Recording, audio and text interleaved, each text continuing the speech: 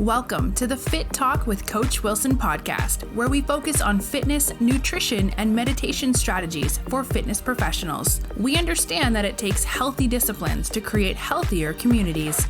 Now, let's get started. What's going on out there, guys? I'm with Rodrigo Epps from Detroit, Michigan. Rodrigo was raised in a single-family home and became addicted to sports and physical fitness at the age of 8 years old. His first love originated from playing sports, specifically football. Rico, as his family and friends call him, learned early in football the art of discipline, contact, and training because of what the sport demanded of him. Rico played for Central Michigan University for 4 years, and after football became a graduate assistant coach for Central Michigan University. His love for fitness has not changed since the age of 8 years old. He is now a personal trainer helping people to reach their goals. He accredited his accomplishments of being a trainer to his Cincinnati fitness group, the Monsters of Cincinnati, led by several natural physique winners. Fitness, muscles, personal health, along with goal setting, has always been a passion of his. Rico loved the grind and pushing the body to the max to overcome barriers. Rico is the proud owner of Bodied by Rico, a fitness training program that provides strength and what he calls the finisher in every workout. Rico currently resides in Cincinnati, Ohio, married to his beautiful wife, Myra, with 4 great children: Derek, 18, Isabella, 5, Madeline, 2, and Adrian, 15.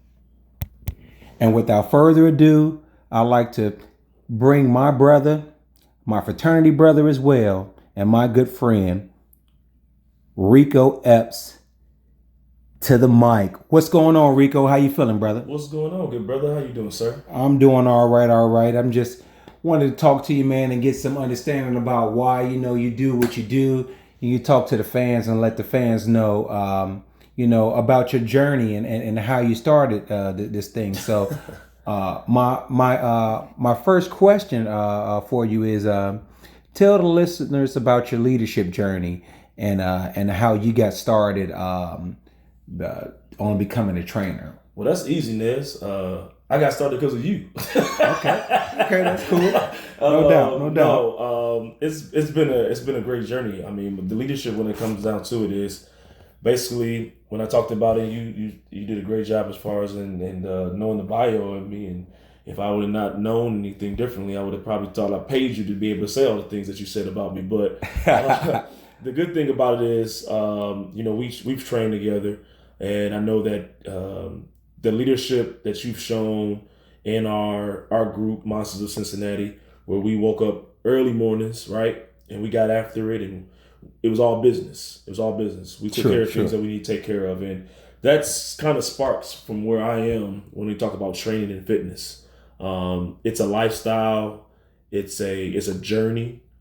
And it is something really that I take seriously when people's health is involved in it. So when you talk about leadership, it's gaining a continuing knowledge about my craft, and at the same time, continuing that where I want to make sure that everyone knows when they're with me that they're going to get the fully best and 100% effort that I'm giving to reaching their fitness goals.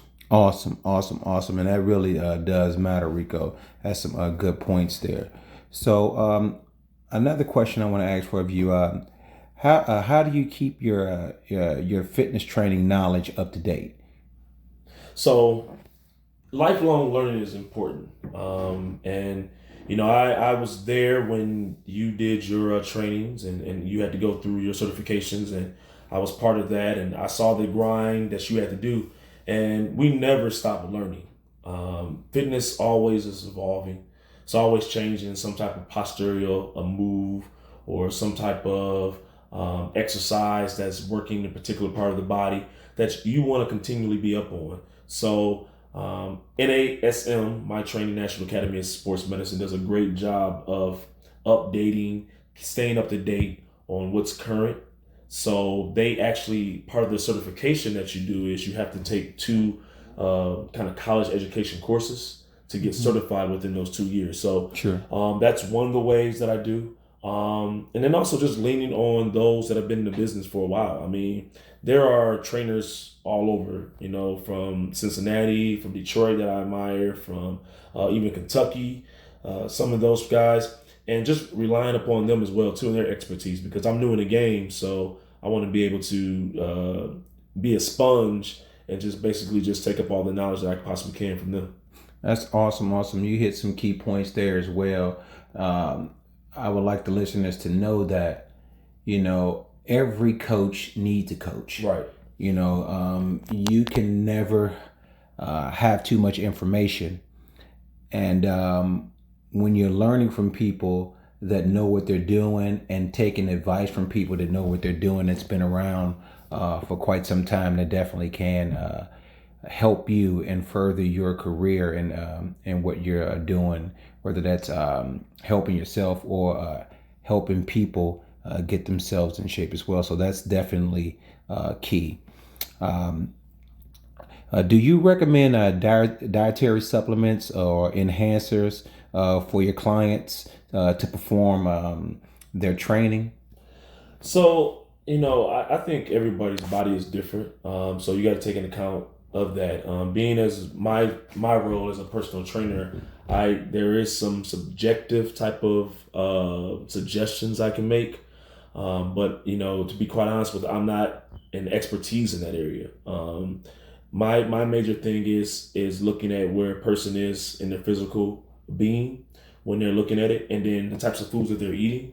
Because I'm a firm believer in this: if you can eat and perform, if you're eating the one way, you can perform, because you may just want to work out, right? You may want to work out just to be working out. Yeah.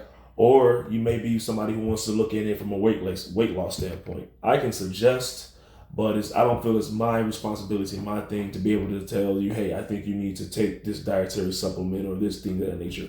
I think vitamins are good. I think that supplements from a standpoint are good.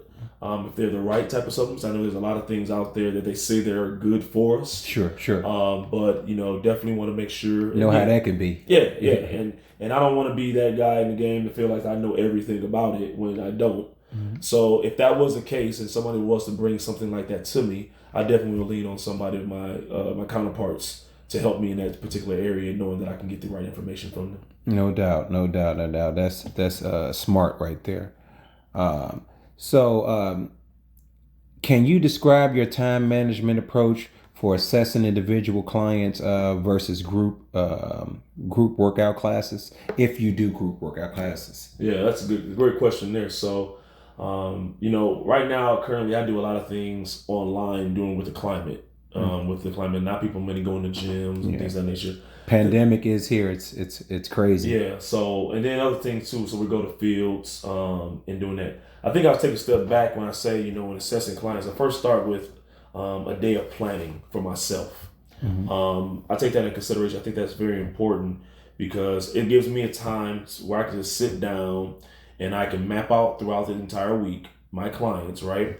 And then their specific needs that they need for one another. So I can take that time and I can go to and say, here's Joe Blow over here. And I know we worked on these types of things this week, and I thought that Joe was weak in these particular areas. And I see Joe's physique, and there's some things that I want to work with in molding Joe with his goals and his aspirations of getting to a better body.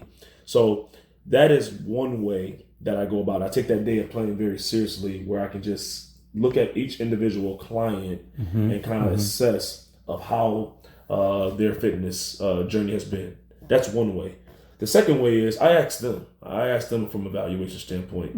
I want to, after 4, I look at it a rule of 4. So after 4 sessions with me, I want to be able to ask them, how is training going? You've been with me 4 times so far. You've been with me 4 weeks, or you've been with these number of sessions. How are things going as you see them progressing? And I gotta say, it's been surprising that people have actually told me they've been losing they've been losing great weight. They've been reducing in a rapid fashion. They like the workouts that is going.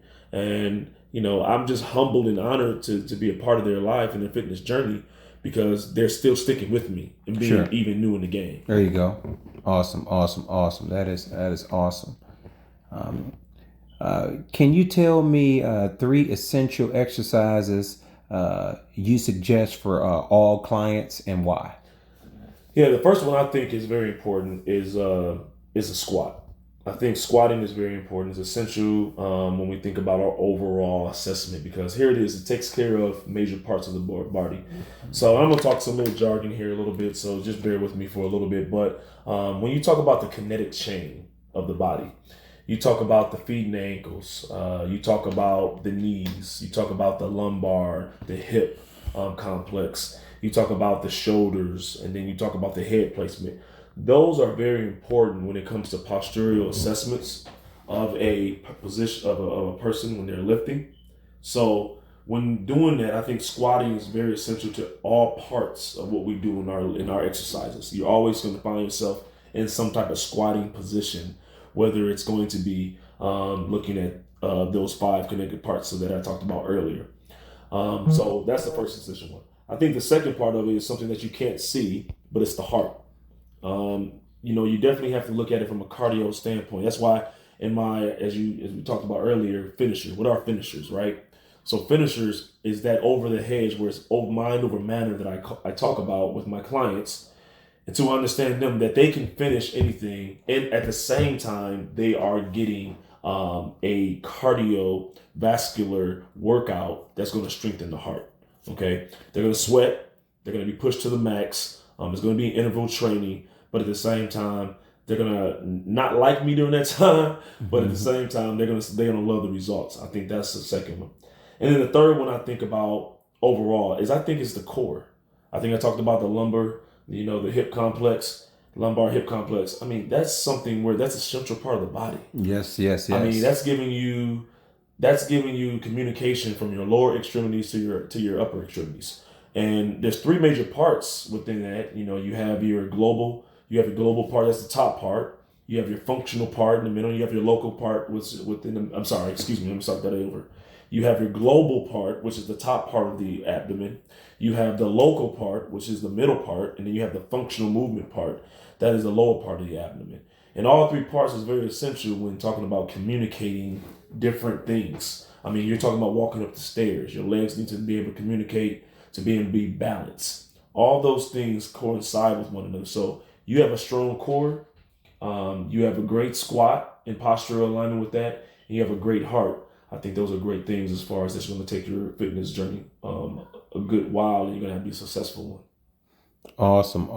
You hit some key points there, Rico. Definitely those major things, especially your core. Your core represents a big part of your body that depends on every single movement that you do when you're exercising. So if your core is weak, definitely you're going to have a hard time with other exercises because you use your core in every single aspect when it comes to exercising. So those were some great points for sure. And speaking of which, you were talking about clients that may not like you. Mm-hmm. How would you handle a client who is unhappy with your work, or a client that hasn't achieved the goals that they wanted to achieve? What kind of level of motivation do you give them, if any? Well, you got to think too. Your clients go through these different stages throughout their fitness. I mean, you have some clients that actually they're upset because they haven't lost as much weight as they think they need to lose by the time that you've been together, right? Or they may have unrealistic goals towards that. You have clients too that don't like the movements that you're working with them because you have them in uncomfortable positions and right now and those type of things. So when you look at these types of clients, they're always in these different types of stages, right? They're in these stages called pre-contemplation. They're in contemplation. They're in a action stage, or even a maintenance stage, right? And all these stages, what I'm talking about is the journey of a client with you going with them, no matter. And these journeys can go into every different client that you have. When a client is unhappy, definitely you want to take the time to really assess. You want to be effective listening. You want to use your communication skills where you have God-given ability to have 2 ears instead of 1 mouth, right? That means for you to listen more and for you to talk less. Definitely. So when your client is unhappy, it's time for you both to sit down and reassess and doing some things. I got a client right now, I tell you, she, without even saying any names or whatever, she came to me about, it was about 2 months into her journey. And she was upset. She came strictly to me. She came to me and she says, all these other people around me are losing weight and I'm not losing my weight. And we sat down for a good 20 minutes just talking amongst those things of what we need to get done. It got to the point where it's almost like it felt like she was attacking me or talking about me and our training of how, and I had to take myself out of it a little bit before that. And just kind of just sit back and listen again, that effective listening. It got to a point where we devised a plan together. We stuck to that plan, and now she's made tremendous gains. Not necessarily because the training that was wrong for her. It was just more so of we came to an agreement and we both sat down and we talked it out. Okay. So we communicated together to understand that what maybe we've been doing, it may not have been working. Now let's see what can work and let's just reassess so that we can go ahead and you continue to your goal. So right now she's a monster. Right now I can't contain her. That's awesome. That's awesome. And it's great that you can bring clients back to working hard and trying to achieve the goals that they want, because a lot of times you definitely find those clients that when they don't hit the goal that they are trying to achieve, they give up on themselves and they just don't want to do it anymore. So they go back to what they know, which is not doing anything or eating abundantly.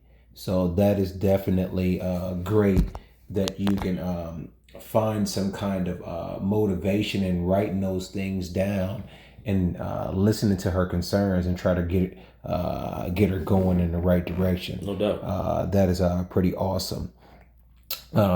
So if a client complains about a previous injury, how do you handle that when constructing a fitness regimen? Yeah, so first off, if they're talking about something that they've been diagnosed with, right? They've been diagnosed with this, and it's say for instance, it could be they've got bad knees or something like that. There are various different modifications and things that they can still get the same type of workout if you're doing the quadricep. And those things, you can still get those types of workouts by modifying it where they may not necessarily have that flexibility in doing that. So you have older clients, that you work with. So they may not have the same type of mobile opportunities that some of your younger clients have. But you got to assess each and every one of them differently, because here's the deal. When you have younger clients, they may be looking in the process of muscular, feeling good, want to run faster. When you have older clients, they may just to get out throughout the day. Sure. You have to reassess and you have to actually take that in consideration to ensure that you're going to give them the best possible regimen for them to live throughout their day and doing that. So when looking at that and just really diving into basically if they're having that previous element that's coming up again, you want to just basically look at what you're doing. All right, look at the regimen that you have for them.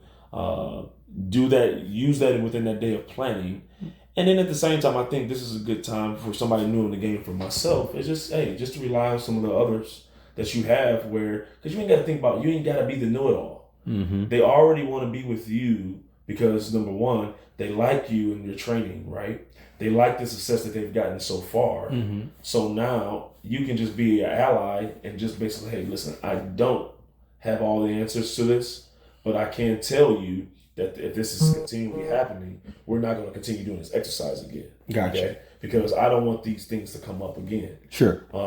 So that's basically how I handle those. I don't know if that answered the question or not, but I know that's basically how I handle it, to the point where if someone does come up with an element that it has before, I don't want to continue that type of regimen for them, because I don't want that to come up again. Okay. Awesome. So being a personal trainer, you have to work with all different types of background, different nationalities, people coming from different walks of life. Right. How would you structure a training program for a senior citizen with a pre-existing condition like diabetes? Yeah. So one thing, first off, with the diabetic, you definitely, and I don't know if all trainers know this, but they should, one thing that you don't want any type of on-back movements for a diabetic. That hypertension will kick in where it's going to elevate their blood levels. You want to keep them upright positions and anything that they're doing. So anything that can be done on their feet, okay, is going to be a very key element for them to be able to do it. So no lying on their back ground type of movement. So I know that we love doing core exercises from our back, right? But there's a lot of different core exercises that you can do from standing from your feet as well too. And I think that's so important as we understand that, because those types of elements could bring up more for a person where you can be in a state where it can get you in trouble. And we want to be safe out there, where you design this program so that these clients, all right, are getting the best possible, as I talked about before, just living throughout their day. They want to live throughout their day. It comes down to posture or some things too. One thing from a senior citizen who has arthritis, and those types of things, he or she may not be able to get up out of the chair as much as they possibly can on a daily basis, but you can plan a regimen and a training around them to be able to do that, where they can do it at the best possible rate at where they're at right now. There you go. And that's awesome. Which goes right into this question. With group classes, you've taught.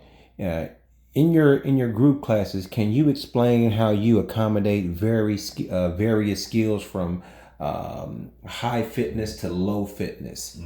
So there's 3 areas that I look at when I do a group session class, and it's 3 areas. Number 1 is the beginner stage. I classify as beginners, or those that are elderly. As far as seniors wise, I just classify those as beginners, right? Then you got your moderates, and then you got your experience.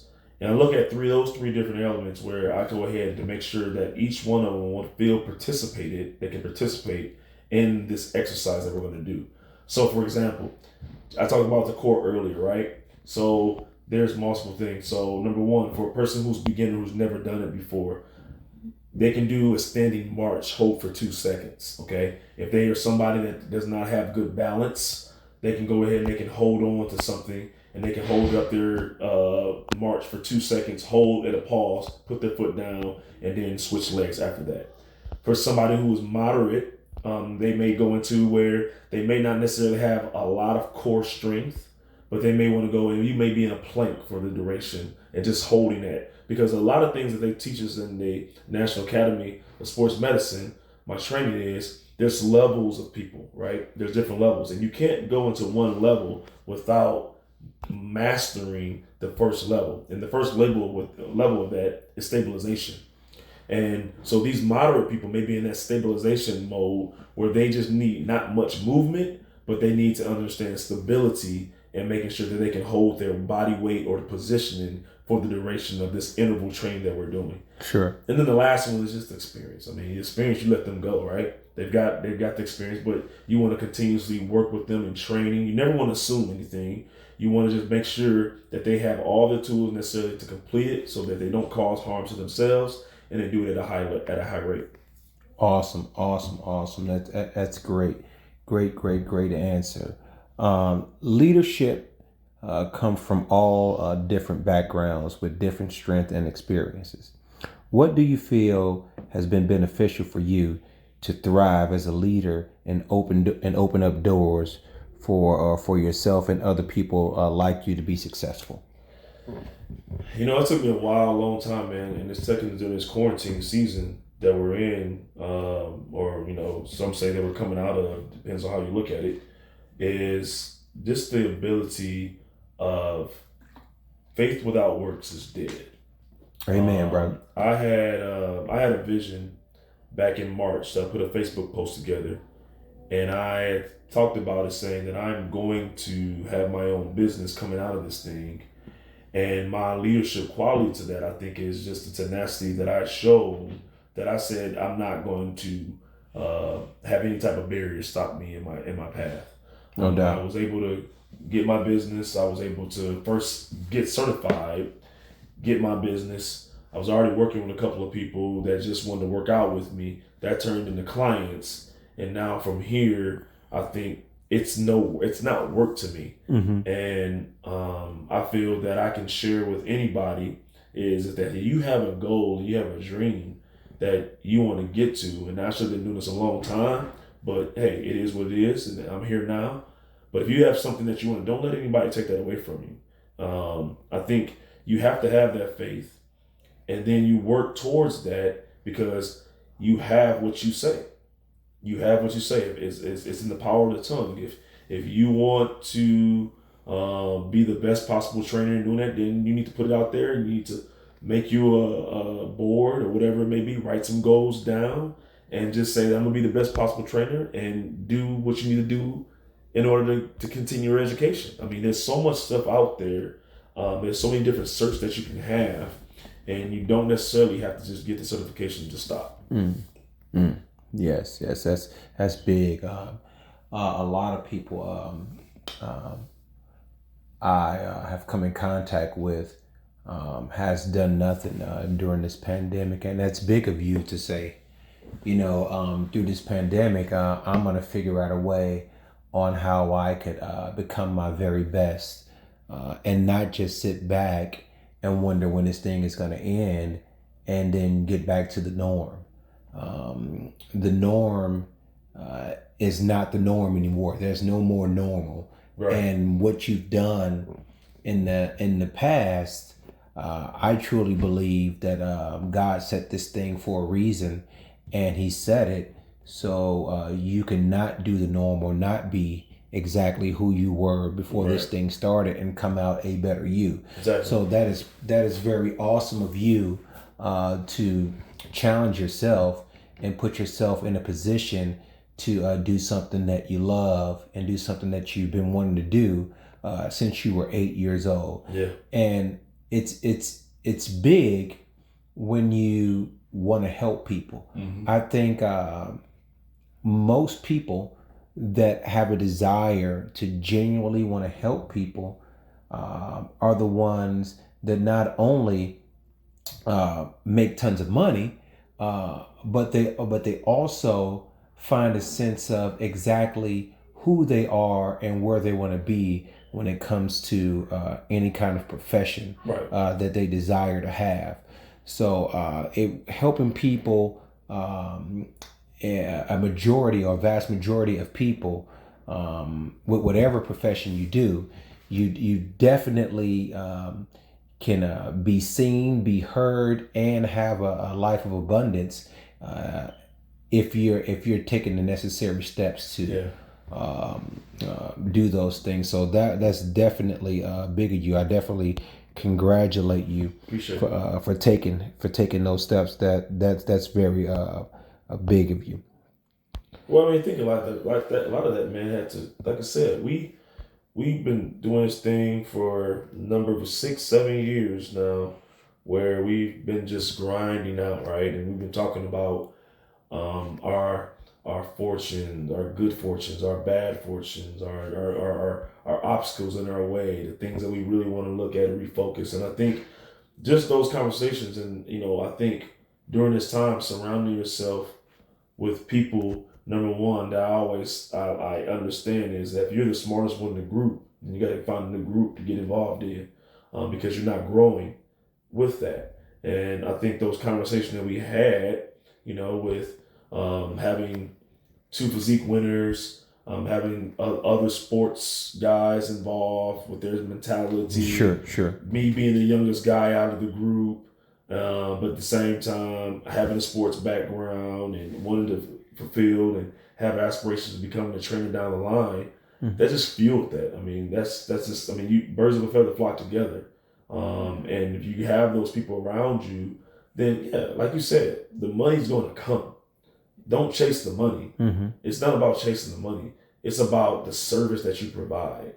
If you provide the service and you do a great job of providing the service, and you are, I mean, sometimes or another, you got to be a psychologist, you got to be a cheerleader, you got to be a coach. You got to be a brother, you got to be an uncle. Sometimes maybe be a dad. I mean, you got to you got to wear different hats in this fitness game. Yes, indeed. And if you're just all about going out there and getting that paper, then you're going to miss all the other things that's going to be benefiting you and benefiting that person. And you're going to have a short live. You're going to have a short life. No doubt. Now I got a big question from you. So I've heard a lot about how you train people. I heard a lot about how you got started. I've heard a lot about how you structure workouts and things of that nature. So here's a big question. I've gotten tons of times, more often than not. How do you feel about a prospective client that eats vegan or eats a specific diet, and they want to be your client, but they're keen on sticking to this diet that they have? How do you remain objective and still work with that client if they want you to be their trainer? What do you do? So if I hear you correctly, saying that the diet is not matching up to their results of what they want. Correct. And what they want to try to achieve. Well, I think with that, you have to surround yourself with expert people. And not necessarily, because some people do, some people don't. So you just got to know the person that you're working with. They don't like comparisons, right? You can't compare. You got to figure out this person if they want to be compared to somebody else, right? So if a person's saying that I want to gain mass and muscle, and they want to hit that hypertrophy stage, right? And they want to be big and those types of things. But they're strictly vegan, and doing that, there are some things that they gotta be able to adjust to, and saying, hey, in order for me to look that way, I need to incorporate these things. Now, from a vegan standpoint, you can be a vegan and still do that, but you got to do some different things within your vegan lifestyle to match up to where you want to get to, because it's going to be counterproductive. Exactly. It's going to be counterproductive. And I don't want you coming in here each and every day or each and every week, banging your head up against the wall, looking at me, talking about I'm not getting to your things, you're just taking my money. That's right.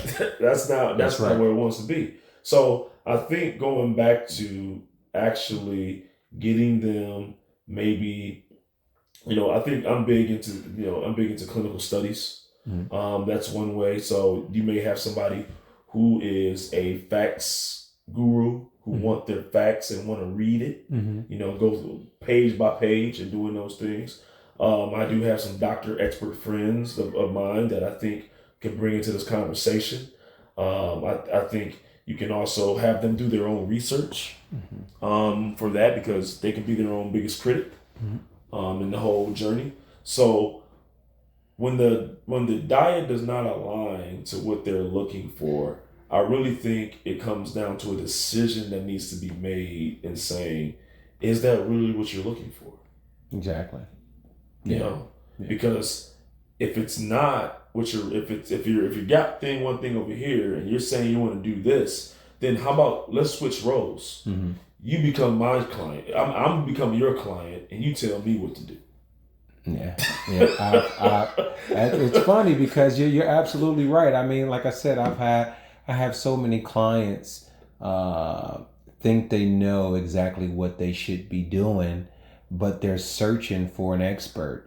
But they tell the expert exactly what they want to do and what they're going to keep doing, but they're looking for that expert to give them some direction. Right. That's backwards. That's definitely backwards for sure. And I think the best action for that is to definitely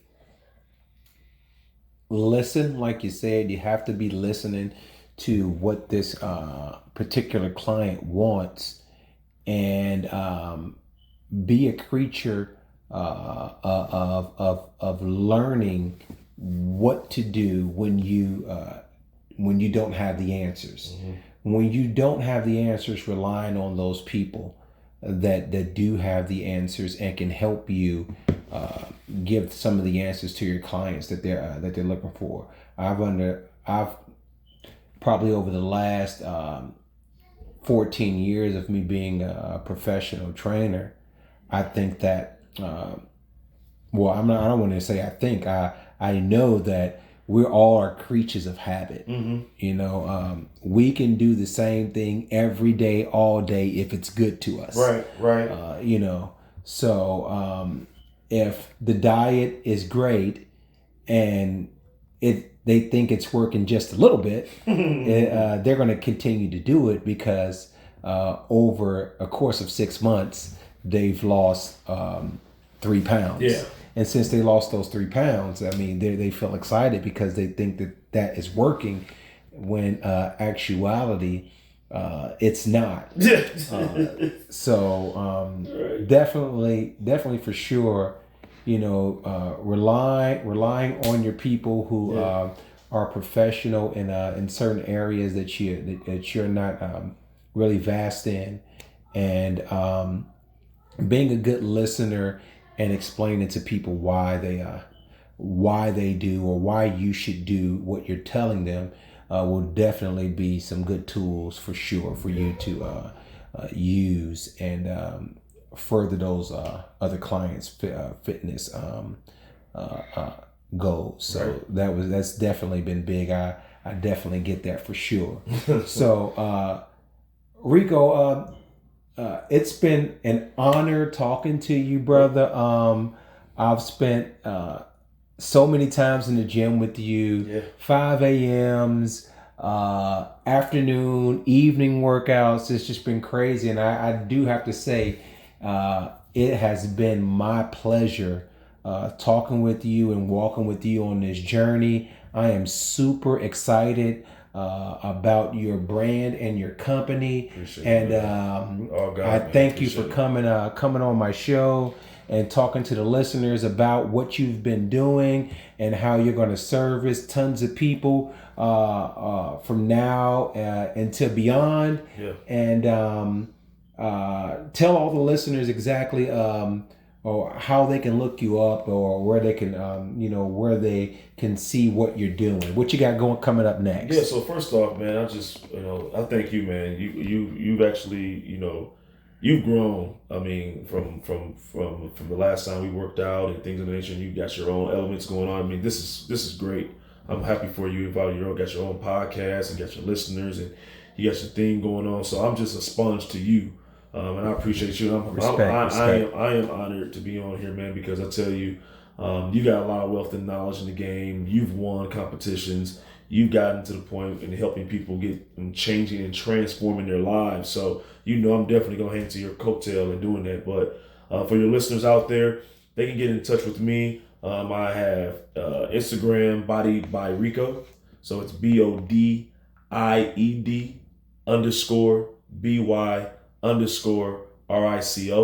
You can follow me there. I also have a Bodied by Rico Facebook page that you can follow as well. And doing that, you can also text me if you want to text, get in more information about my training, about information about what I'm doing coming up. You can text me, and the number I'm going to get for you here is 513-436-3432. Once again, it's 513-436-3432. just hashtag get bodied to that. And then I'll give you more information about trainings currently as far as what I got going on. But I'm so excited in this because I'm telling you, I got my first 21-day challenge. I got over 20 people from various parts of the country actually. I got a person from Pennsylvania. I have people from Detroit. I got people here from Cincinnati. And I just put it out there. I was doing a 21-day challenge where I'm going to be giving tips throughout the day and throughout the 21 days. And there's going to be some free prizes for these people that's going to win. So I'm excited. I'm excited to see these people gain. I'm excited to do their health. I'm looking to partner with any and everybody that wants to just better their lives and their lifestyle. So yeah, get at me. Let me know. Let's get bodied together. No doubt. I'm sure there's a ton of people, not just here in Cincinnati, Ohio, but across the country that are looking to reach their goals and get Bodied by Rico. Again, thank you so much for being on my show. I definitely enjoyed this, and much success to you, brother. I look forward to watching you grow and watching you live the dream that you want to live, man. Much respect, brother. Appreciate it. Thank you. All right, no doubt. And we'll get with you guys soon. This is Coach Wilson here on the dial, and we'll see you guys next time. Thank you for tuning in to another episode of Fit Talk with Coach Wilson, where your host discussed relevant strategies for fitness professionals. Please subscribe to this podcast on your favorite podcast platform and listen to us on directimpactbroadcasting.com. Stay tuned for another episode with information you can use to have a healthier life and excel in your fitness career.